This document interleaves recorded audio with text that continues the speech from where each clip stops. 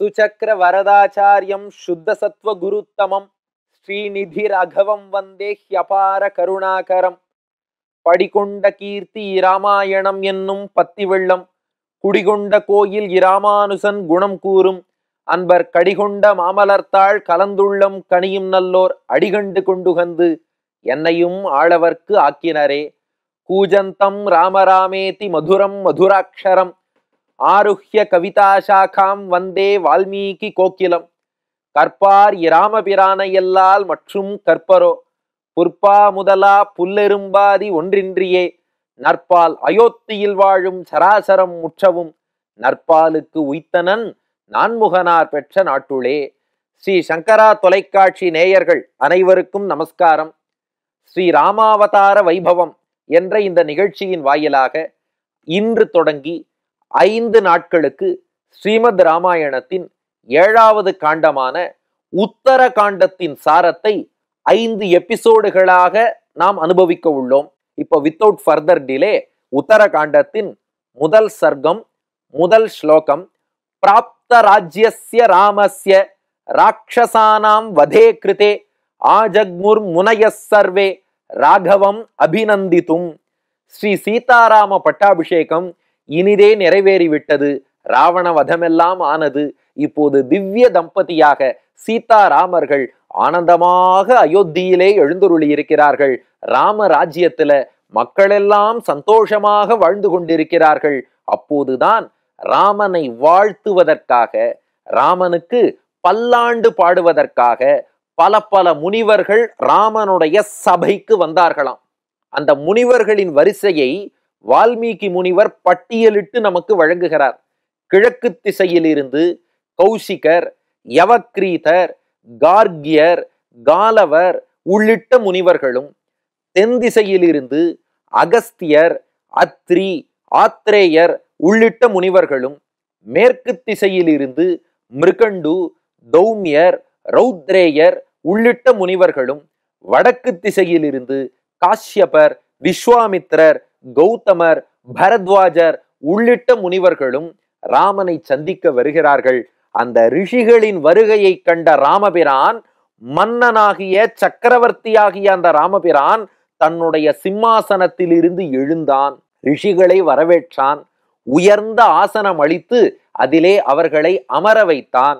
அவர்களுக்கு செய்ய வேண்டிய பூஜைகள், உபசாரங்கள் அத்தனையும் சீத்தையும் ராமனும் இணைந்து செய்தார்கள். அப்போ அந்த ரிஷிகள் எல்லாம் சந்தோஷப்பட்டு சீதாராமர்களை வாழ்த்தினார்களா. திஷ்டியா விஜயினம் துவாத்ய பஷ்யாம சகசீதையா. ராமா, இன்று வெற்றி பெற்றவனாக உன்னை விஜயராகவனாக சீதா பிராட்டியோடு கூடிய சீதாராமனாக சேவிக்கும் பாக்கியம் பெற்றோமே, இது எங்களுடைய கண் படைத்த பயன் என்று அந்த ரிஷிகள் சொன்னார்களாம். ராமா, நீ ராவணனை வதைத்ததை விட இந்திரஜித்தை லக்ஷ்மணன் வதைத்தானே, அதுதான் எங்களுக்கு ரொம்ப ரொம்ப சந்தோஷம். ஏன்னா அந்த இந்திரஜித்தை முடிப்பதுங்கிறது சாமானிய விஷயம் இல்லை. லக்ஷ்மணனா கொண்டு அதை செய்தான். அதனாலதான் கம்பநாட்டாழ்வார் தமிழிலே ராமன் லக்ஷ்மணனை பார்த்து சொல்வதாக வைத்தார். என்னன்னா, இந்திரஜித்தை வதம் பண்ணிட்டு லக்ஷ்மணன் திரும்ப வரான். அப்ப ராமன் லக்ஷ்மணனை பார்த்து சொன்னானா, தம்பி உடையான் படைக்கு அஞ்சான். கம்பராமாயணத்தில் வரக்கூடிய வார்த்தை அது. அதுதான் பின்னாடி பழமொழியாவும் இன்று வரை தம்பி உடையான் படைக்கு அஞ்சான் என்று நாம் சொல்லிக் கொண்டிருக்கிறோம். ரிஷிகள் சொன்னா, உண்மையாகவே அந்த தம்பியால், அந்த லக்ஷ்மணன் செய்த அந்த இந்திரஜித் வதத்தால் நாங்க ரொம்பவே மகிழ்ந்திருக்கிறோம் என்று லக்ஷ்மணனையும் அவர்கள் வாழ்த்தினார்கள். அதன் பின் அவர்களுக்குள் அகஸ்திய முனிவர் இந்த ராவணனுடைய வரலாற்றை ராமனுக்கு சொல்லத் தொடங்குகிறார். ஆதி காலத்திலே பிரம்மா தண்ணீரை படைத்தார். அந்த தண்ணீரை எல்லோரும் பருகிவிடாமல், தாகம் இருப்பவர்கள் தண்ணீரை பருகலாம், அது வேறு. ஆனா அது எல்லாரும் மிஸ்யூஸ் பண்ணாம அந்த தண்ணீரை ரட்சிப்பதற்கு, பாதுகாப்பதற்கு சில உயிர்களை படைத்து வைத்தாராம் பிரம்மா. அந்த உயிர்களுக்கு தாகமே எடுக்காதாம். ஏன்னா அவர்களுக்கு தாகம் எடுத்தால் அவர்கள் தண்ணீரை குடித்து விடுவார்கள். அதனால தாகமே எடுக்காமல் தண்ணீரை ரட்சிக்கும் சில ஜந்துக்களை பிரம்மா படைத்தார். தண்ணீரை ரட்சிக்க படைக்கப்பட்டவர்கள் அவர்களுக்குத்தான் ராட்சசர்கள்னு பேர். சுகேசன் என்று ஒரு அரக்கன் இருந்தான். அந்த சுகேசன்கிற அரக்கனுக்கு 3 மகன்கள் பிறந்தார்கள். அவர்கள்தான் மால்யவான், மாலி, சுமாலி. இந்த 3 அரக்கர்களும் பெரிய பலசாலிகள்.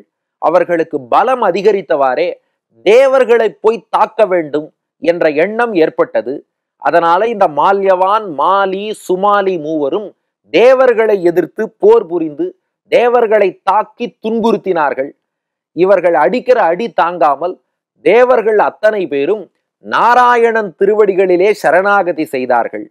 காலில் விழுந்த தேவர்களை காக்க வேண்டும் என்று கருதினான் காக்கும் இயல்வினன் கண்ணபிரான் ஆகிய ஸ்ரீமன் நாராயணன். அதனால பகவான் கருட வாகனத்திலே புறப்பட்டான். புறப்பட்டு தான் வந்து மால்யவான், மாலி, சுமாலி 3 பேரையும் தாக்கினான். பகவான் அடித்த அடிய 3 அரக்கர்களாலும் தாங்க முடியல. அவர் அடிக்கிறதோட இல்லாமல் கருடாழ்வாரும் தன் ரக்கைகளால் இவர்களை போட்டு தாக்குகிறார்.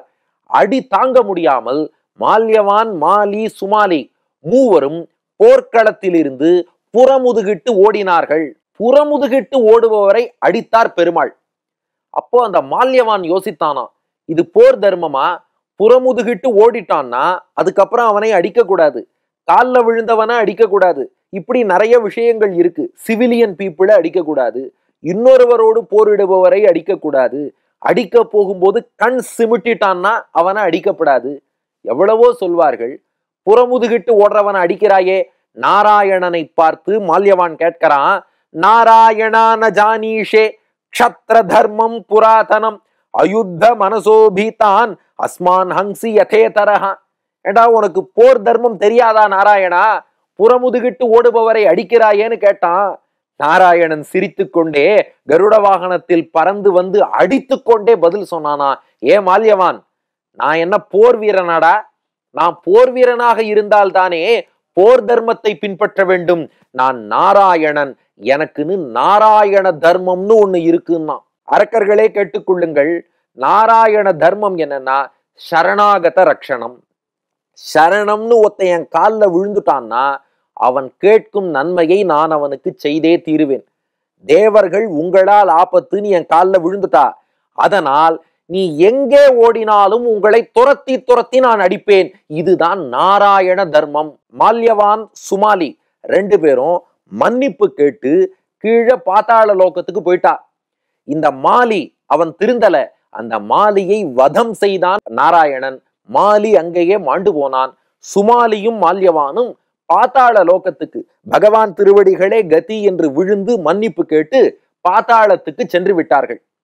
இதுல சுமாலின்னு ஒருத்தன் பாதாளம் போனானே, அந்த சுமாலியினுடைய மகள்தான் கைகசி என்பவள். இந்த சுமாலி என்ன பண்ணினானா, இந்த அரக்கர் இனமே வலிமை இழந்து இருக்கு, மீண்டும் வலிமை பெற என்ன வழி? ஒரு நல்ல தேஜஸ் மிக்க ஒரு குழந்தை இந்த அரக்கர் குலத்தில் பிறந்தால்தான் மீண்டும் நாம் பலம் பெற முடியும். அதனால தன் மகள் கைகசியிடம் சுமாலி சொன்னானா, விஸ்ரவசுன்னு ஒரு முனிவர் இருக்கார். பிரம்மாவுடைய மகன் புலஸ்தியர், புலஸ்திய முனிவரின் மகன் விஸ்ரவஸ். அந்த விஸ்ரவசுக்கும் பரத்வாஜ முனிவரின் மகளுக்கும் பிறந்தவன் தான் குபேரன். இன்னைக்கு பெரிய செல்வந்தனா இருக்கான். அதனால தன் மகள் கைகசிட்ட சுமாலி சொன்னா, நீயும் போய் அந்த விஸ்ரவஸ் முனிவரை மணந்து கொள். கைகசியும் விஸ்ரவசிடம் சென்றாள். அடியனை மணந்து கொள்ள வேண்டும்னு பிரார்த்தித்து அவருடைய பாதங்களை பிடித்து கொண்டார். காலில் வந்து ஒருத்தர் விழுந்துட்டா கேட்டதை செய்யணும். சரி பார்த்தார் விஸ்ரவஸ் முனிவர். இவள் மீது கருணை கொண்டு அந்த கைகசியை விஸ்ரவஸ் மணந்து கொண்டார். நான் கல்யாணம் பண்ணிட்டு சொன்னாராம், அம்மா, நீ என்னை வந்து நாடிய நேரம், அதுபோல உன்னுடைய மனோபாவங்கள், உன்னுடைய முன்னோர்கள் அவர்களுடைய எண்ணங்கள், இதெல்லாம் வச்சு பார்க்கும்போது நமக்கு பிறக்கிற பிள்ளைகள் என்ன போல சாத்விகமா இருக்காது. உன்னுடைய முன்னோர்களை போல அதுவும் துஷ்ட பிள்ளைகளாக, அரக்க குணம் கொண்ட பிள்ளைகளாகத்தான் பிறக்கும் என்று சொல்லிட்டாராம் விஸ்ரவஸ். அப்போ கைகசி ரொம்ப வருந்தினாளாம். சுவாமி, இப்படி சொல்லலாமா? உங்களை போல் தேஜஸான குழந்தை பிறக்கணும் தானே அடியேன் ஆசைப்பட்டு வந்தேன். இது உத்தரகாண்டத்தில் கைகசி சொல்றா விஸ்ரவசிட்ட. உங்களை போல குழந்தை வரும்னு எதிர்பார்த்தேனே, நீங்கள் இப்படி சொல்கிறீர்களேன்னா. அப்போ விஸ்ரவஸ் கருணையோடு சொன்னாராம், இல்ல, முதல் 3 குழந்தைகள் உங்கள் முன்னோர்களான அரக்கர்களைப் போல இருக்கும். 4வதா ஒரு பையன் பிறப்பான், அவன் மட்டும் என்னை போல இருப்பான் என்று சொன்னாராம் விஸ்ரவஸ். இதனடியாகத்தான் 4 குழந்தைகள் பிறந்தார்கள். இது அகஸ்தியர் ராமனிடம் சொல்கிறார். முதல் பையன் 10 தலையோடு பிறந்தான். அவன்தான் பின்னாடி ராவணன்னு பெயர் பெற்றான். அவனுக்கு ஆரம்பத்துல தசகிரீவன், 10 தலை என்றுதான் பெயரான். அதனாலதான் சிலர் அவனையே கொண்டாட வேண்டும்னு நினைப்பவர்கள் அதையே கூட பெயரா வச்சுக்கிறார். அவனுக்கு இயற்பெயர் தசகிரீவன், 10 தலை என்றுதான் சூட்டப்பட்டது. 2வதாக ஒரு ஆண்மகன் பிறந்தான். அவனுக்கு பார்த்தா 2 காதும் 2 குடம் மாதிரி இருந்ததாம். கும்பம் என்றால் குடம், கர்ணம்னா காது. குடம் போல காது படைத்ததால் கும்ப கர்ணன் என்று அவன் பெயர் பெற்றான். 3வதாக ஒரு பெண் குழந்தை பிறந்தது. அவளுக்கு பார்த்தால் நகங்கள் எல்லாம் முரம் போல் இருந்ததாம். மூவரும் துஷ்ட பிள்ளைகள். 4வதாக விஸ்ரவஸ் முனிவருடைய அனுகிரகத்தால் அவரை போலவே ஒரு மகன் பிறந்தான். அவன்தான் விபீஷணஸ்து தர்மாத்மா, தர்மாத்மாவாகிய விபீஷணன். 4 பேர் பிறந்தார்கள். இதுல 3 ஆண் குழந்தைகள் இருக்கு இல்லையா? மூவருமே விவரம் தெரிஞ்சதும் தவம் புரிகிறோம் என்று சென்றார்கள். 10,000 ஆண்டுகள் தபஸ். ஒத்தொத்தரும் ஒவ்வொரு தினசா தபஸ் பண்ணாலாம். கும்பகர்ணன் என்ன பண்ணா, பஞ்சாக்னி தபஸ், 5 அக்னிக்கு மத்தியிலே தவம். 4 திசைகளிலும் நெருப்பு மூட்டியிருக்கான். மேலே சூரியன் என்னும் நெருப்பு எரிகிறது. 4 திசை நெருப்பு பிளஸ் மேலே ஒரு சூரியன். 5 அக்னிக்கு மத்தியில் 10,000 ஆண்டுகள் கும்பகர்ணன் தபஸ் பண்ணான். விபீஷணன் 10,000 ஆண்டுகள் ஒற்றை காலில் நின்று தவம் புரிந்தான். இந்த ராவணன் இருக்கானே, 10 தலை இருக்கு இல்லையா, என்ன செய்வானா, 1000 ஆண்டுகளுக்கு ஒரு முறை ஒரு தலையை வெட்டி அக்னியில போட்டு தபஸ் பண்ணினானா. இந்த தீய சக்திகள்லாம் தபஸ் பண்றதை பார்க்கும் போதே இவ பண்ணாம இருந்தா தேவலாமேன்னு தோணும். அந்த மாதிரி அருவருக்கத்தக்க தபஸ் தான் பண்ணுவார்கள். 9,000 வருடங்கள் ஆயின. 9 தலைகளை வெட்டி அக்னியில போட்டுட்டான் ராவணன். ஒரு தலை மட்டும் மிச்சம். 10,000வது ஆண்டும் ஆச்சு. 10வது தலையை வெட்ட போனான். அப்போ பிரம்மா அவன் முன்னே தோன்றினார். உனக்கு என்ன வரம் வேணும்னு கேட்டார். அப்போ ராவணன் சொன்னானா, கருடர், நாகர், யக்ஷர், தைத்தியர், தானவர், ராட்சசர், தேவர், இந்த யாராலும் எனக்கு மரணம் வரக்கூடாதுன்னா. ஏன்னா மனிதன் மிருகத்தை விட்டுட்டானேனா ராவணனே மாறு தட்டி வீரா போட சொன்னானா. மனிதர்கள்லாம் புல்லுக்கு சமம், அவர்களை பார்த்தெல்லாம் நான் பயப்படவே மாட்டேன். யாராவது கொசு கடிச்சு மரணம் வரக்கூடாதுன்னு வரமா கேட்பார்கள்.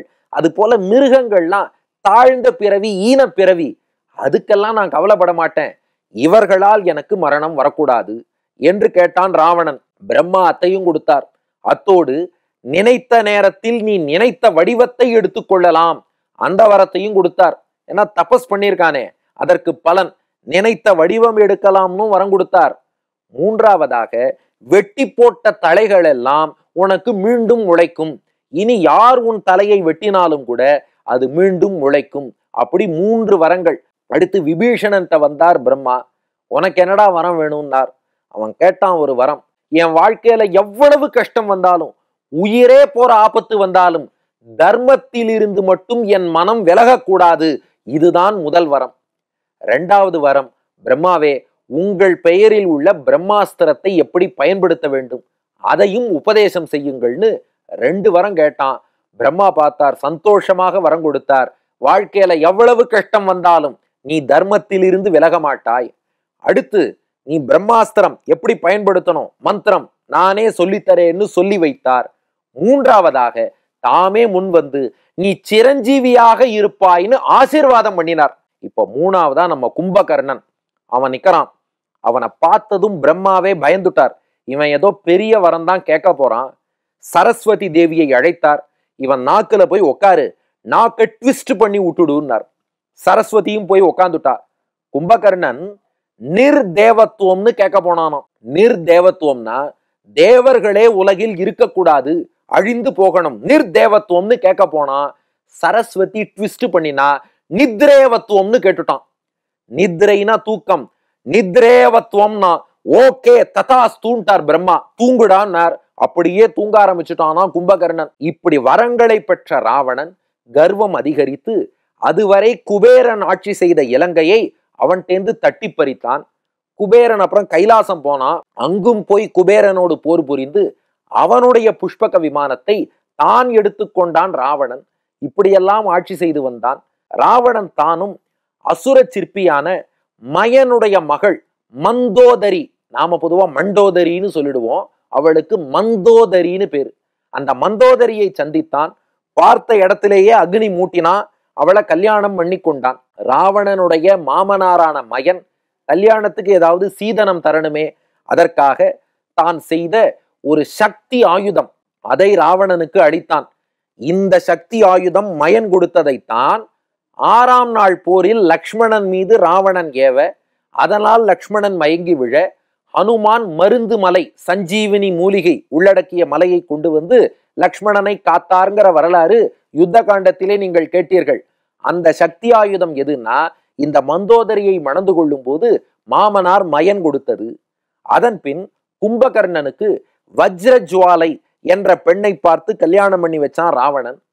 இன்னொரு தம்பி விபீஷணனுக்கு சைலூஷன் என்ற ஒரு கந்தர்வ ராஜா, அந்த கந்தர்வ ராஜாவுடைய மகளுக்கு சரமானு பேர். அந்த சரமா என்ற பெண்ணை விபீஷணனுக்கு கல்யாணம் பண்ணி வைத்தான் ராவணன். இப்படி பல அட்டூழியம் பண்ணி கொண்டு வாழ்ந்த அரக்கனாகிய ராவணன் புஷ்பக விமானத்துல பாரத தேசத்தின் வடக்கு பகுதி நோக்கி பறந்தான். அப்போ ஒரு மலை வந்தது. அந்த மலை இவன் புஷ்பக விமானத்தின் பாதைக்கு இடையூறா இருந்ததாம். அப்போ அங்கே ஒருவர் காளை வடிவில், யாரு? நந்திகேஸ்வரர், சிவபெருமானுடைய பரம பக்தரான நந்திகேஸ்வரர். அவர் ராவணனை தடுத்து சொன்னாராம், இது கைலாசம், சிவபெருமானுடைய மலை, இந்த பக்கம் வராத போனார். ராவணன் பார்த்தான், அடடே நான் வரக்கூடாதா? நீ என்ன ஏதோ வானர முகம் மாதிரி, நந்திகேஸ்வரரை பார்த்து ஏதோ வானரம் மாதிரி முகம் வைத்து கொண்டு என்ன வந்து போகக்கூடாதுன்னு நான் சொல்றேன் அப்படின்னு கேட்டான். அப்போ நந்திகேஸ்வரர் ராவணனுக்கு சாபம் கொடுத்தாராம். நந்திகேஸ்வரரை பார்த்து ஏதோ வானரம் மாதிரி முகம் வைத்து கொண்டு என்ன வந்து போகக்கூடாதுன்னு நான் சொல்றேன் அப்படின்னு கேட்டான். அப்போ நந்திகேஸ்வரர் ராவணனுக்கு சாபம் கொடுத்தாராம். ஏண்டா, என் தோற்றத்தை பார்த்து வானரம் என்றாய் ஏளனம் செய்கிறாய், உன் மரணத்துக்கு ஒரு வகையில் வானரர்களே காரணமாவார்கள் என்று நந்திகேஸ்வரர் ராவணனுக்கு சாபம் கொடுத்தார். ஆனாலும் ராவணன் அதுக்கெல்லாம் அசையல. என்ன பண்ணா, புஷ்பக விமானத்திலேருந்து இறங்கினான். என் பாதையை தடுத்த இந்த மலையையே தூக்குகிறேன் பாருன்னு சொல்லி கைலாசத்தையே ஆட்டினான். பார்வதி தேவி சற்றே நடுங்கி சிவபெருமானை அணைத்து கொண்டாள். சிவன் பார்த்தார், ஏண்டா கைலாசத்தையே ஆற்றன்னு தன்னுடைய கால் பெருவிரலாலே கைலாச மலையை அழுத்தினார். ராவணனுடைய அந்த 10 விரல்களும் மலைக்கடியில மாட்டின்றுத்து. அலறினான உலகமே பயப்படும்படியாக, அச்சுறும்படியாக அப்படி கதறி அலறினான் ராவணன். அதுக்கப்புறம் சிவபெருமானை இனி மகிழ்வித்தாலே ஒழிய கை பிழைக்காதுன்னு தெரிஞ்சு போச்சு. 1000 ஆண்டுகள் சாமகானம் பாடினான் ராவணன். அவன் பாடிய சாமவேதத்துக்கு உகந்து சிவபெருமான் போனா போறதுன்னு சொல்லி கைகளை விடுவித்து பழையபடி கைகள் மாறும்படியாக செய்தார். அதுக்கப்புறம் சிவபெருமான் தான் அவனுக்கு ராவணன் என்ற பெயரை அளித்தாராம். ஏன் அந்த பெயர் கொடுத்தார்னா, ராவணன்னா சான்ஸ்கிரிட்ல ரவன சவுண்டுன்னு அர்த்தம். உலகமே அதிரும்படி ஒரு பெரிய சவுண்டு போட்டான் இல்லையா, அந்த கைகள் நசுங்கும் போது, அதனால ராவணன் என்று அவனுக்கு பெயர் கொடுத்தார். அத்தோடு தன்னுடைய சந்திரகாசம் என்னும் வாள், அதையும் ராவணனுக்கு சிவபெருமான் அளித்தார். இந்த சந்திரகாசத்தை வைத்துக் கொண்டுதான் ஜட்டாயுவின் ரக்கைகளை ராவணன் வெட்டினான். அது நீங்க ஆரண்ய காண்ட உபன்யாசத்திலே கேட்டிருப்பீர்கள். அது இப்போதுதான் சிவபெருமான் கொடுத்தார். வாங்கிண்டான்.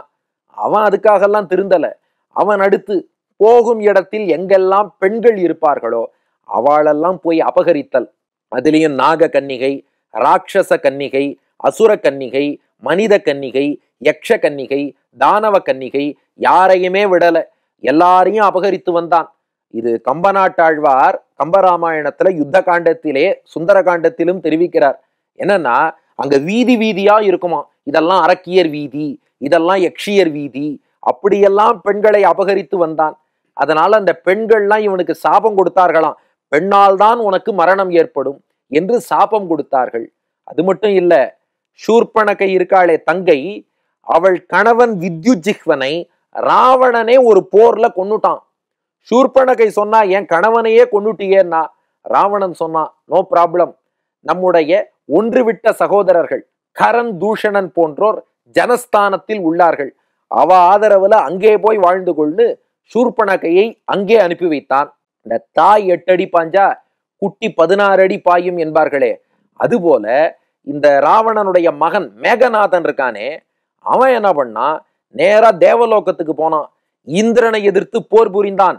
இந்திரனை வீழ்த்தி இந்திரனை சிறைபிடித்து இலங்கைக்கு கொண்டு வந்துட்டான். இப்படி இந்திரனை வென்றதால் இந்திரஜித் என்று அவன் பெயர் பெற்றான். இப்போ இந்திரனை கடத்தி கொண்டு வந்துட்டா தேவலோகத்தை யார் ஆழ்வது? பிரம்மா ஓடி வந்தார். இந்திரஜித்திட்ட சொன்னாராம், எப்பா அவன் இந்திரன்பா, அவனை விட்டுடுன்னார். நான் கேட்கும் வரங்களை தந்தால் இவனை விடுகிறேன் என்று சொன்னான் இந்திரஜித்.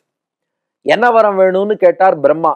அப்ப அவன் சொன்னானா, ஒன்று, நான் நிகும்பிலைங்கிற இடத்துல யாகம் பண்ணினேன்னா யாக தீயிலிருந்தே தேர், ஆயுதங்கள், படை எல்லாம் எனக்கு வரணும். அந்த தேரில் அமர்ந்து நான் போர் புரியும் போது யாராலும் எனக்கு மரணமே வரக்கூடாது.